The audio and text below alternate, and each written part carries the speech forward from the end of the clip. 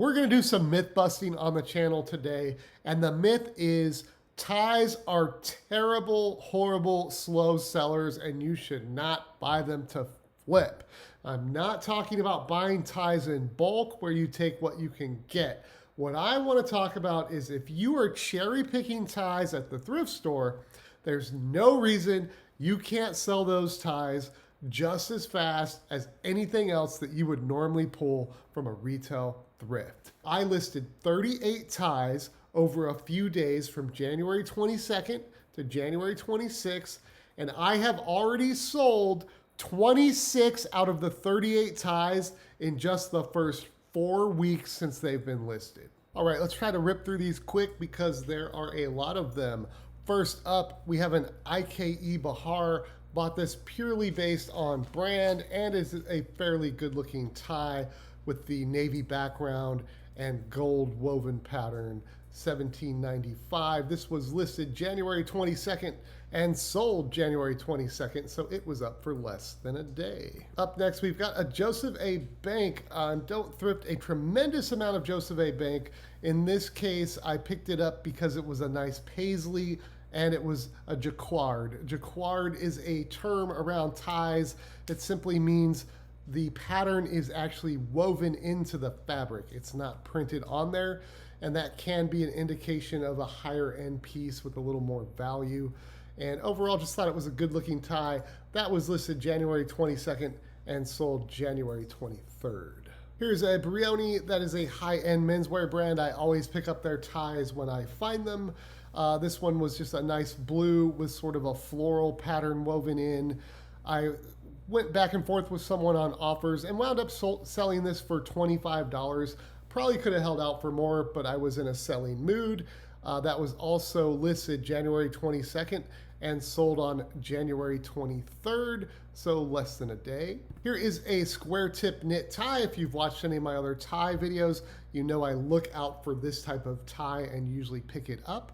This is Land's End, not a brand you think of as a high-end brand to thrift clothing from, but their square tip knit ties can do quite well. This was also interesting because it was a 50-50 blend of wool and mohair.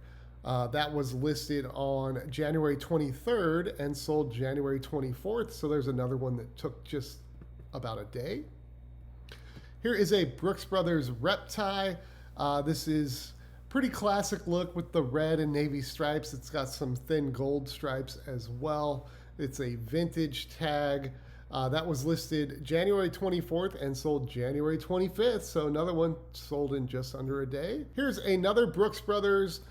This is a printed silk, so that pattern is printed on there, and it's sort of a orangey red with a little yellow paisley pattern. And typically I will say a nice looking Brooks Brothers tie can be a good pickup. This is about what you can expect for them, around $15.95. That was listed January 24th and sold January 25th. Another one took just under a day. Here is another Brooks Brothers. This is also a vintage Repp tie.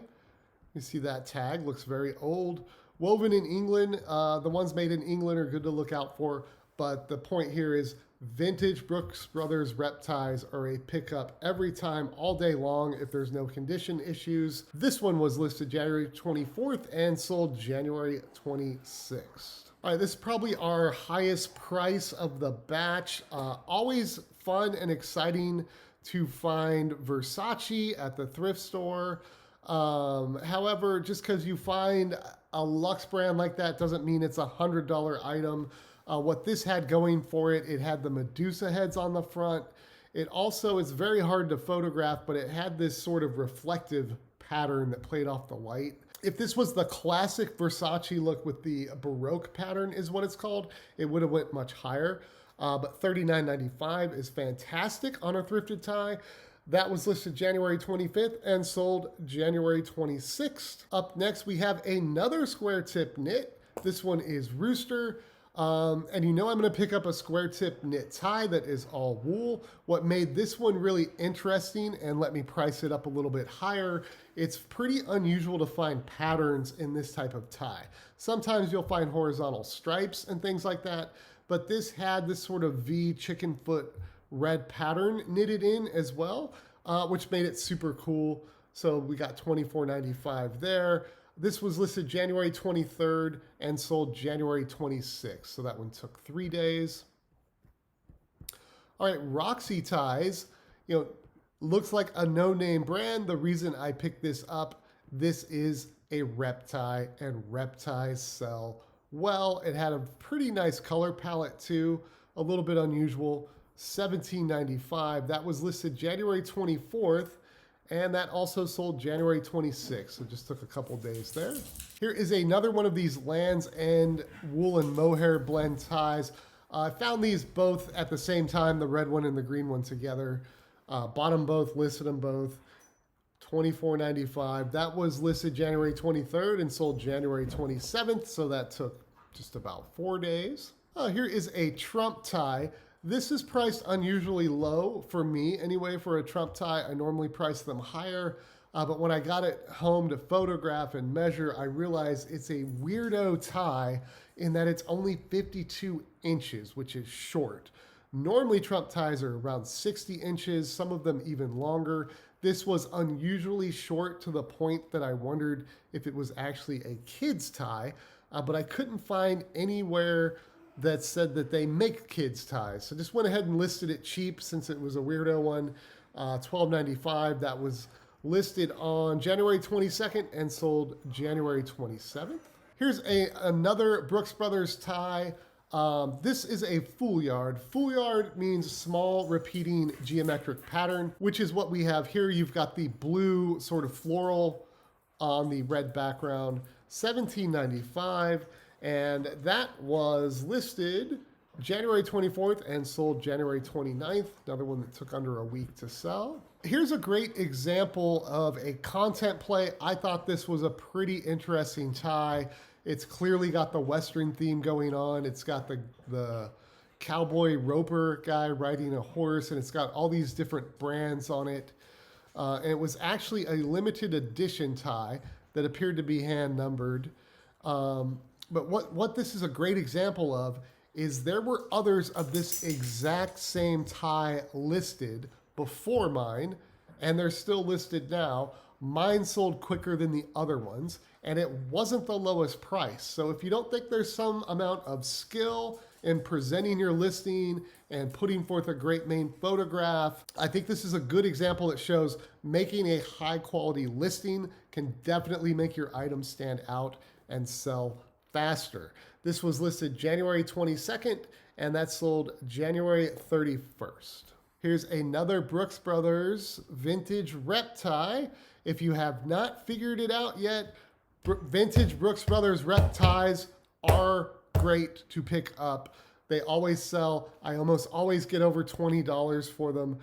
This one here was listed January 24th and sold on February 1st, so it took a week on that one. Here's a 100% wool tie. That is another type of tie I always look out for, 100% wool. Carol Reed, not familiar with the brand, but this actually had a specific Scottish clan tartan pattern. I've seen that in a few other brands that come out of Scotland like that.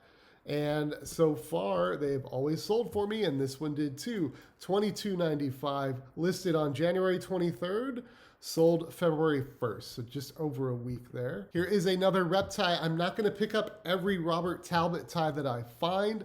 There are cajillions of them, and a lot of them will just sit for you. So don't buy Robert Talbot just based on the brand. Have another reason to buy it. In this case, it is a Repp tie. It is a very classic look with the navy and green stripes. They also had a little skinny yellowish stripe in there as well. $18, that was listed January 24th, and that's sold on February 4th. Here's a Jerry Garcia, another label I don't pick up often. What you want are incredibly cool, visually striking patterns.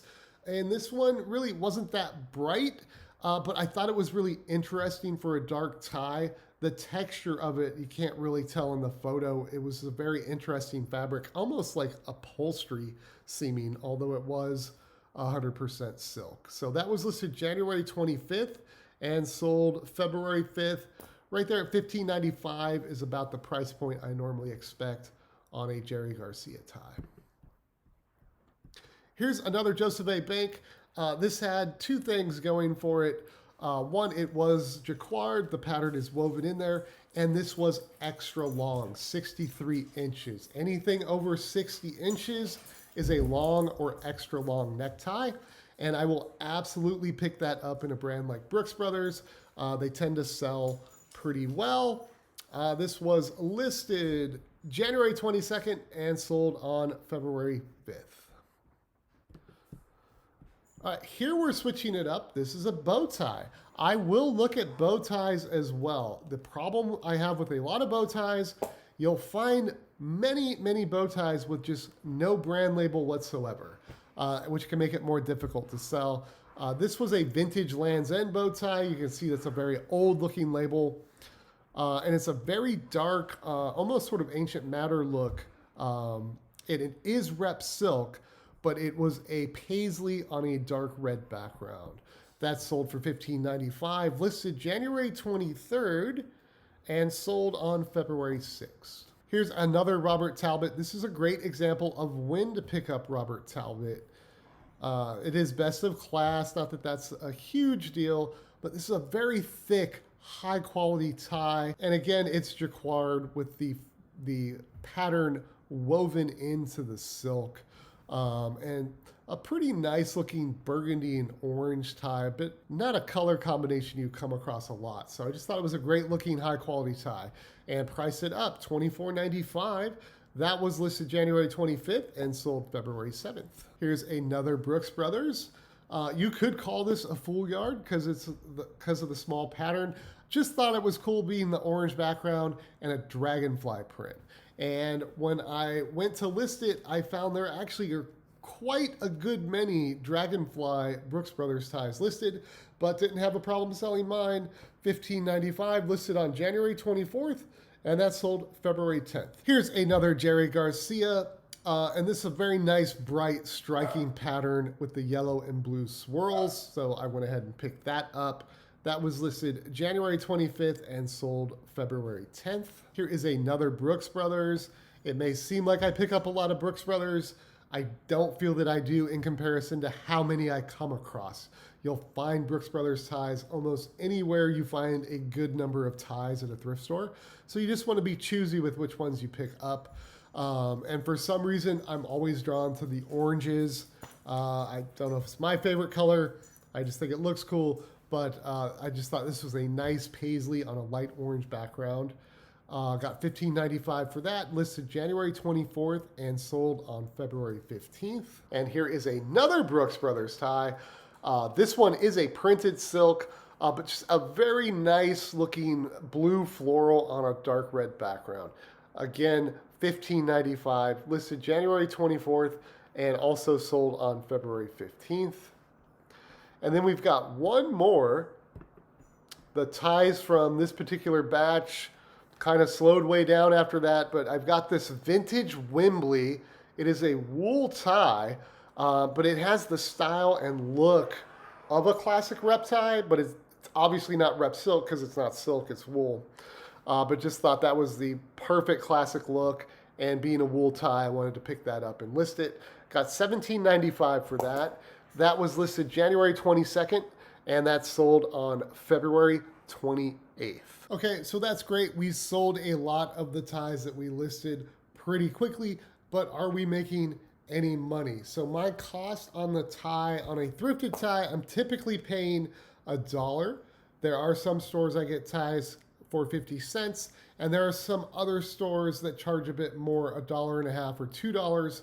And when I looked at this batch of ties, it did average out right at $1. The 50 cents and the $2 ones canceled each other out.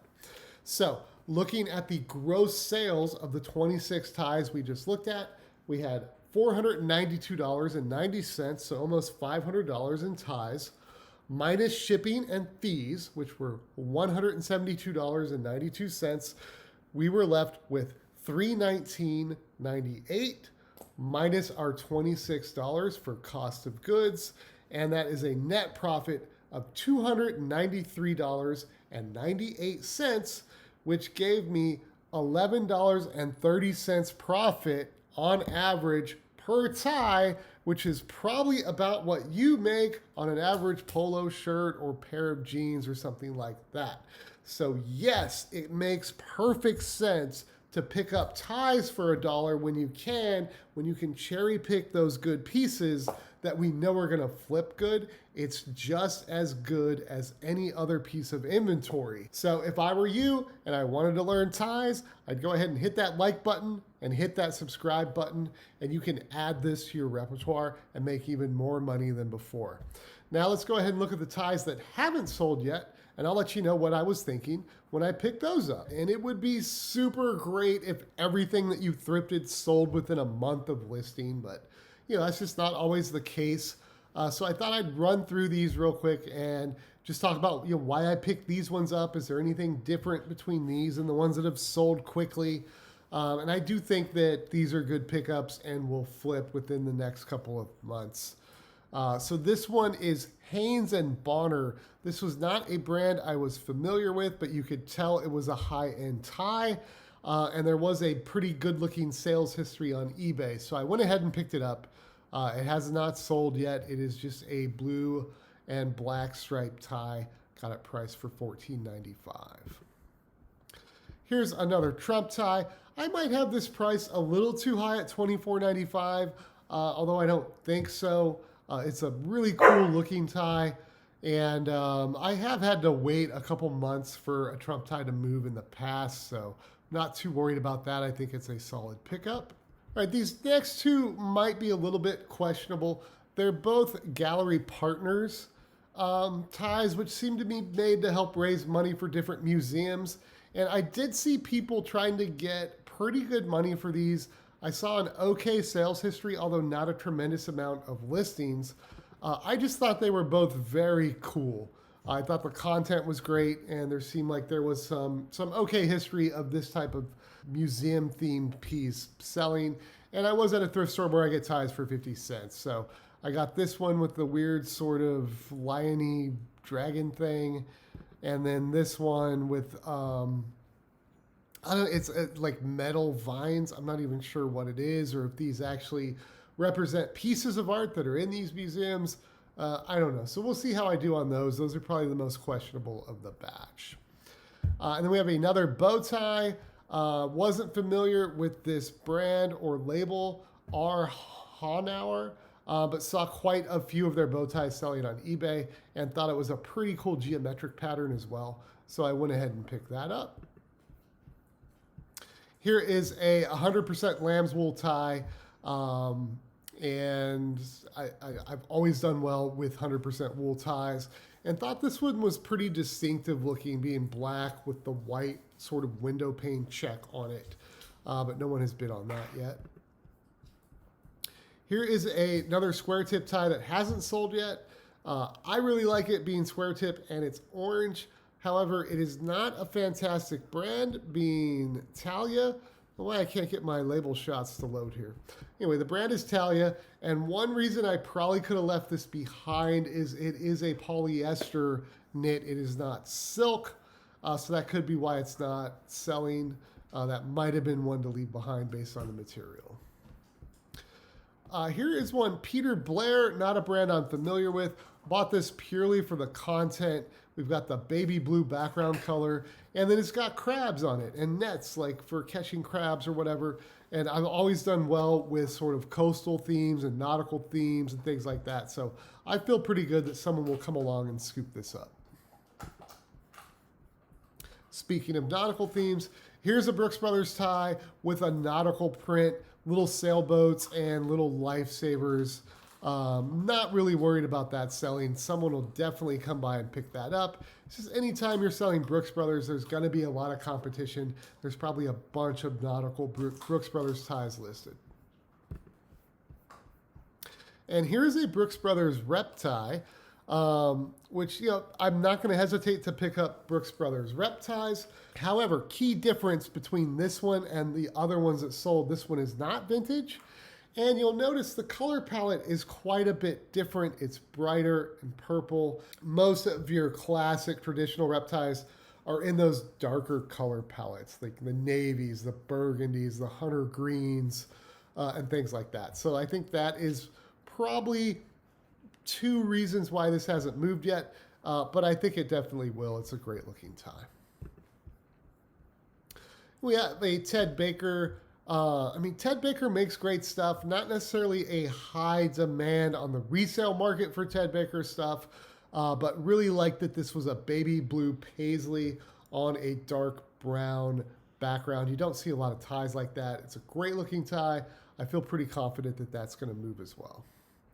And then the last one that hasn't sold yet is an Ermenegildo Zegna, which would be helpful if I actually spelled his name correctly in the title. So we'll go edit that right after this video.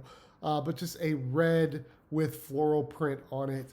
And I will tend to pick up any of his ties unless they look just really bad or have condition issues. This is definitely a label that you can move some ties in for some elevated prices above your average sort of $15 price point. So that was my thinking on the ties that I've picked up. Selling 26 out of 38 in just 4 or 5 weeks is pretty darn solid. And you saw the numbers. We did almost $500 gross just in ties in 1 month. So if you can do that consistently over a year, that's $6,000 gross, and we were about 300 net. So you could instantly add over $3,000 a year to your reselling business. And I'm not going out hunting ties specifically and spending hours doing it. I'm just swinging by the tie rack while I'm at the thrift store already and cherry picking these pieces that I know will move and bring some okay money. Low cost, high profit, easy to store, put a lot of them in a small area, super easy to ship, and pretty easy to photograph and list too. There's a lot to like about ties. Let's pop over. Let's get to it. Let's dive into the tie pile. Let's dive in to the tie pile. Follow me to some tie solds. Let's boogie on over to Tie Town. Get down with these sold comps on my ties.